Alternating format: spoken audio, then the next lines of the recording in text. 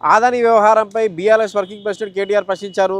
BRS ప్రభుత్వం 10 ఏళ్ల అధికారంలో ఉన్నప్పుడు ఆదాని తెలంగాణకి రాలేదన్న కేటీఆర్ రేవంత్ రెడ్డికి తెలియకుండానే ఆదానికి రెడ్ కార్పెట్ పరిచారా అంటూ ప్రశ్నించారు.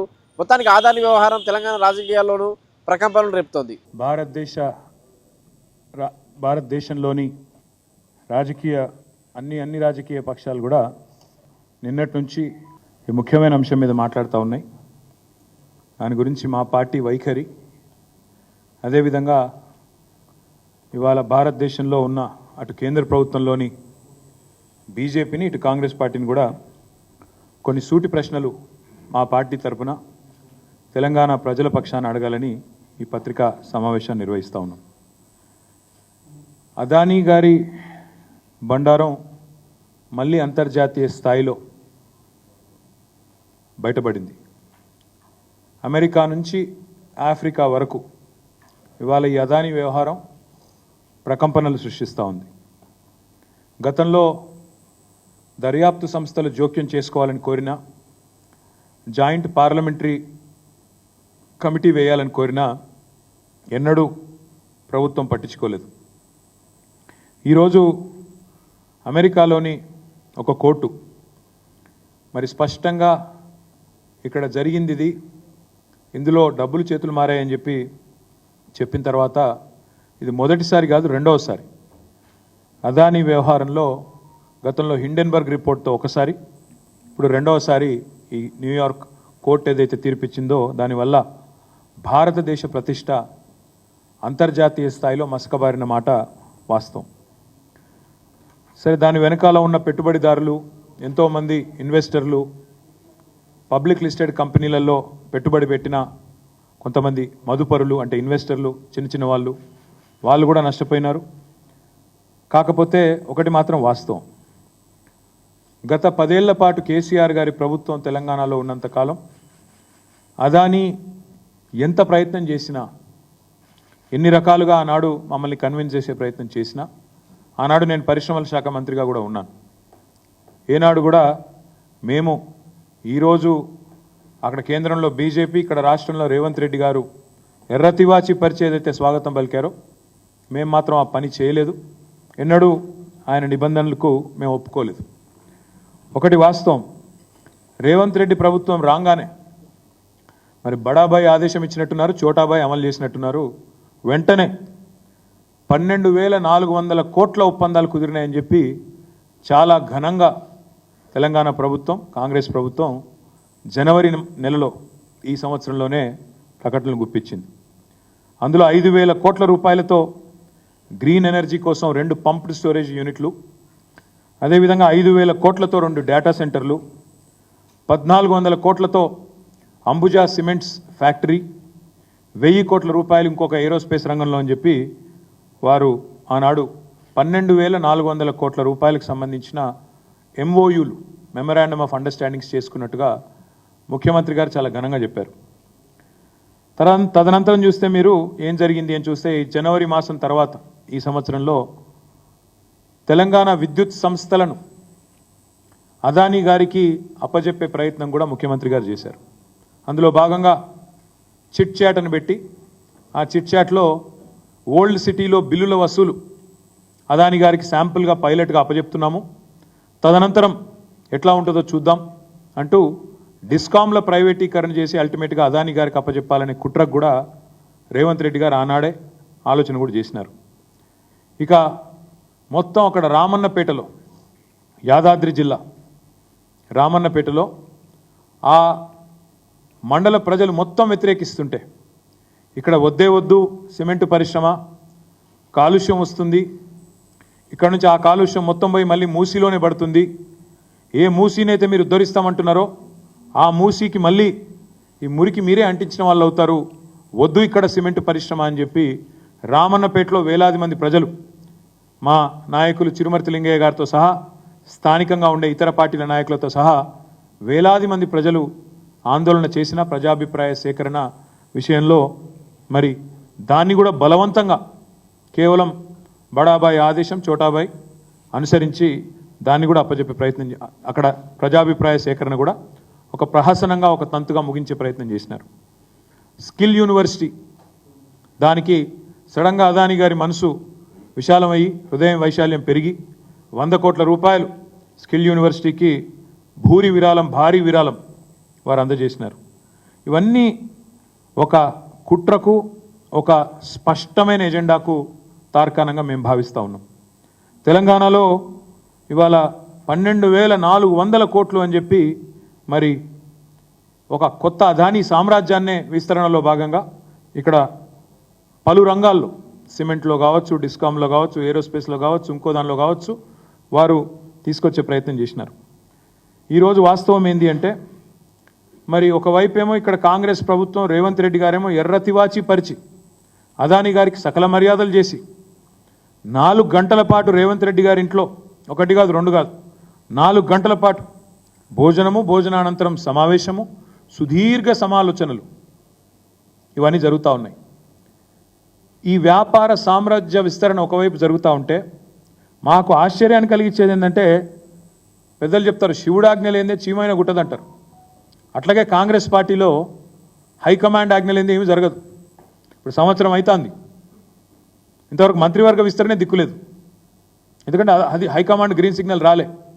ఇంకా 6 పదవులు అట్లే పాపం సంవత్సరం నుంచి ఊరిస్తూ అట్లే మెయింటైన్ చేస్తూ ఉన్నారు.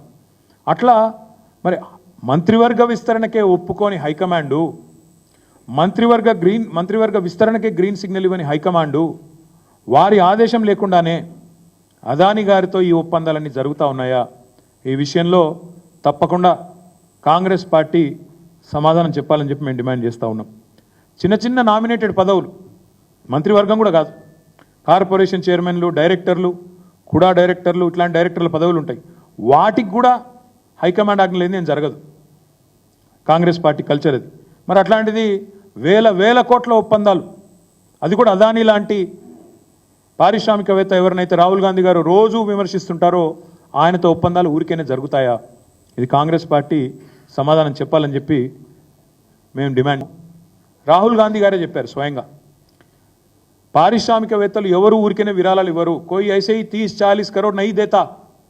ఇది రాహుల్ గాంధీ స్వయంగా మహారాష్ట్ర ఎన్నికల్లో నిన్నగాక మొన్న జరిగిన మహారాష్ట్ర ఎన్నికల్లో స్వయంగా రాహుల్ గాంధీ గారు చెప్పిన మాట, కోయి ఐసే 30-40 కరోడ్ నహీ దేతా.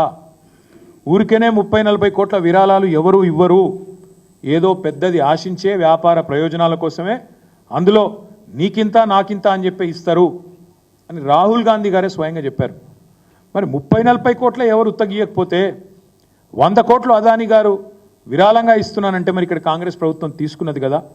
మరి రాహుల్ గాంధీ మాటను కాదని తీసుకున్నారా, లేదా రాహుల్ గాంధీ మాటను పెడచెవిన పెట్టి తీసుకున్నారా, లేదా రాహుల్ గాంధీకి తెలిసే తీసుకున్నారా కూడా కాంగ్రెస్ పార్టీ నాయకత్వం తెలంగాణలో సమాధానం చెప్పాలి. అదే మాదిరిగా తెల్లారలేస్తే చెప్తుంటారు ప్రాంతీయ పార్టీలకు స్థానం లేదు, మాది జాతీయ పార్టీ అంటారు. మరి జాతీయ పార్టీకి జాతీయ విధానం ఉండాలి, ఒకటే విధానం ఉండాలి జాతికి. అంటే జాతీయ పార్టీ అన్నప్పుడు స్థూలంగా జాతీయ పార్టీ హైకమాండ్లో ఏ నిర్ణయం తీసుకుంటే కింది దాకా కూడా అదే పాటించాలి. కానీ ఢిల్లీలో ఒక నీతి, గల్లీలో ఒక నీతి అన్నట్టు ఢిల్లీలోనేమో అదానీ మంచోడు కాదు, కానీ గల్లీకి వచ్చేసరికి, తెలంగాణకు వచ్చేసరికి మాత్రం అదానీ మంచివాడు, పునీతుడు, అన్ని రకాలుగా గొప్పవాడు అన్నట్టుగా మరి ఇవాళ మాట్లాడుతూ ఉన్నారు. బీజేపీని డబుల్ ఇంజన్ పార్టీ అని వీళ్ళు విమర్శిస్తూ ఉంటారు. మరి నేను అడుగుతున్నా, వాళ్ళది డబుల్ ఇంజన్ అయితే మీది డబుల్ స్టాండర్డా? గల్లీలో ఒక నీతి, ఢిల్లీలో ఒక నీతి ఉంటుందండి అదానికి సంబంధించి. కొంతమంది మిత్రులకు తెలుసు, ఈ ఆంగ్ల సినిమాల్లో చూపెడతా ఉంటారు good cop bad cop routine అని. అంటే 2 పోలీసు వాళ్ళు వస్తారు ఇంట్రాగేషన్కు, వచ్చి ఒక ఆయన కొట్టినట్టు చేస్తాడు, ఇంకో ఆయన కొడతాడు, వాడికి మంచోడు కాదు, నువ్వు చెప్పు అంటాడు పక్కకి వెళ్ళి. దాన్ని good cop bad cop routine అంటారు. నాకు తెలిసి కాంగ్రెస్ పార్టీ కూడా అట్లే good Adani bad Adani routine పెడుతున్నది. గుడ్ అదానీ ఎప్పుడు? వాళ్ళకు చందాలు ఇచ్చినప్పుడు, వాళ్ళ ప్రభుత్వంతో దందా చేసినప్పుడు, వాళ్ళ పార్టీకి సంబంధించి వ్యాపారం ముడుపులు అప్పచెప్పినప్పుడు గుడ్ అదానీ. బ్యాడ్ అదానీ ఎప్పుడు? ఇతర పార్టీలతో అక్కడుండే ప్రభుత్వాలతో సంబంధాలు పెట్టుకుంటే బ్యాడ్ అదానీ. అందుకే నేను ఇవాళ రాహుల్ గాంధీ గారిని సూటిగా అడుగుతా ఉన్నా. తెల్లారలేస్తే మీరు మాట్లాడుతూ ఉంటారు, ఉపదేశాలు ఇస్తూ ఉంటారు. నిన్న కూడా 1.5 గంటల సేపు మాట్లాడిండు రాహుల్ గాంధీ గారు. అదానీ అవినీతి, నేను ఎప్పటి నుంచో చెప్తున్నా ఈయన మంచోడు కాదని, ఈయన వెనక పెద్దోళ్ళు ఉన్నారు, ప్రధాని ఉన్నాడు, మోడీ ఉన్నాడు అని తెల్లారలేస్తే రాహుల్ గాంధీ గారు మాట్లాడతారు. రాహుల్ గాంధీ గారిని సూటిగా అడుగుతా ఉన్నాం, మీరు తెలంగాణలో కాంగ్రెస్ ప్రభుత్వం చేస్తున్న దందా అదానితో మీరు సమర్థిస్తున్నారా లేదా? ఒకటే మాటలో చెప్పండి. ఢిల్లీలో ఒక నీతి, గల్లీలో ఒక నీతి, ఏ రకంగా సమంజసం మీరు చెప్పండి. కెన్యా దేశం తలసరి ఆదాయంలో కూడా తెలంగాణ కంటే తలసరి ఆదాయం తెలంగాణ దాదాపు $5,000. కేసీఆర్ గారు వచ్చిన తర్వాత భారతదేశంలో నెంబర్ 1. కెన్యా అనే దేశం యొక్క తలసరి ఆదాయం పర్ క్యాపిటల్ ఇన్కమ్ $2,000. మనకంటే కెన్యాకు పెట్టుబడులు ఎక్కువ అవసరం. కానీ అట్లాంటి కెన్యా పేద దేశం అయినప్పటికీ ఆత్మగౌరవం గల దేశం కాబట్టి వెంటనే నన్ను అదాని ఇట్లా లంచగొండి తనం చేసినాడు, లంచం ఇచ్చినాడు అని చెప్పి అక్కడ కోర్టు తీర్పియంగానే అమెరికాలో వెంటనే కెన్యా నిన్న తన కాంట్రాక్ట్లు, తన ఒప్పందాలు, వ్యాపార సంబంధాలు అదానితో మొత్తం రద్దు చేసుకుంది. నేను రాహుల్ గాంధీ గారిని అడుగుతా ఉన్నా, కెన్యా అధ్యక్షుడు విలియం రూటో అదానీ కంపెనీతో అన్ని వ్యాపార సంబంధాలు రద్దు చేసుకున్నారు, మీకు తెలుసు. కెన్యా రవాణా మంత్రిత్వ శాఖ, ఇంధన శాఖ, పెట్రోలియం శాఖ, వాటి కింద పనిచేసే ఏజెన్సీలను కూడా స్పష్టంగా కెన్యా అధ్యక్షుడు నిన్న చెప్పారు, మీకేమైనా ఒప్పందాలు ఉంటే ఏజెన్సీలకు అదానితో వెంటనే రద్దు చేసుకోమని చెప్పారు. విద్యుత్ పంపిణీ కాంట్రాక్టులతో పాటు ఎయిర్పోర్ట్ నిర్వహణ ఒప్పందం ఉంటే దాన్ని కూడా రద్దు చేసుకుంది కెన్యా. మరి నేను రాహుల్ గాంధీని అడుగుతా ఉన్నా, మరి మీ తెలంగాణ ప్రభుత్వం, మీ కాంగ్రెస్ ప్రభుత్వం, మీరు ఇంతమందికి శుద్ధులు చెప్తున్నారు దేశంలో. ఈరోజు అదాని దుర్మార్గుడు, అదాని అవినీతిపరుడు అని మాట్లాడుతున్నావు కదా, ఇంతవరకు నీ కాంగ్రెస్ ప్రభుత్వం తెలంగాణలో ఎందుకు అదానితో కుదిరిన ఎంఓయూలను రద్దు చేయడం లేదు? మీరే అన్నారు కదా, వ్యాపారవేత్తలు ఎవరు 30-40 కోట్లు ఉత్తగానే ఇయ్యరని, నీకింత నాకింత అని చెప్పి ప్రయోజనం ఆశించే ఇస్తారని మీరే చెప్పిండ్రు కదా. మరి ఎంత ఆశించి మీరు అదానితో 12,400 కోట్ల ఒప్పందాలు కుదుర్చుకున్నారు? వాటిని రద్దు చేసి మీ ముఖ్యమంత్రికి ఫోన్ చేసి ఆదేశం ఇచ్చి అదానితో ఉన్న ఎంఓయూలు రద్దు చేసుకోమని చెప్తారా, చెప్పరా? దయచేసి మీరు స్పష్టత ఇవ్వాలని చెప్పి రాహుల్ గాంధీ గారిని కోరుతా ఉన్నాం. ఢిల్లీలోనేమో కుస్తీలు పడుతున్నట్టు పోజులు, అదాని గారితో మేమేదో కుస్తీ పడుతున్నాం, అదానితో ప్రధానితో మేమే కొట్లాడుతున్నాం అని 10 ఏళ్ళు పోజులు కొట్టిండ్రు. ఆ 10 ఏళ్ళు ఇక్కడ మేము అదానిని రాకుండా మేము ఆపినాం. మళ్ళీ ఇక్కడ అధికారంలో కాంగ్రెస్ రాగానే రేవంత్ రెడ్డి గారు దోస్తీ చేస్తుంటే అదే అదానితో ఎందుకు కళ్ళు మూసుకున్నారు రాహుల్ గాంధీ గారని మేము అడుగుతా ఉన్నాం. సమాధానం చెప్పాలని చెప్పి కూడా డిమాండ్ చేస్తున్నాం. అదానితో దేశానికి నష్టమట, అదానితో దేశానికి నష్టమట, ఇది రాహుల్ గాంధీ గారి ఉవాచ. మరి అదానితో దేశానికి నష్టమైతే దేశంలో అంతర్భాగమైన తెలంగాణకు నష్టం కాదా? అదానితో వేరే రాష్ట్రాల్లో నష్టమైతే, ఆయా ప్రాంతాల ప్రజలకు నష్టమైతే మరి ఇక్కడ తెలంగాణలో నష్టం కాదా? లాభం ఎట్లా అవుతుంది? రాహుల్ గాంధీ గారు చెప్పాలని చెప్పి మేము డిమాండ్ చేస్తాం.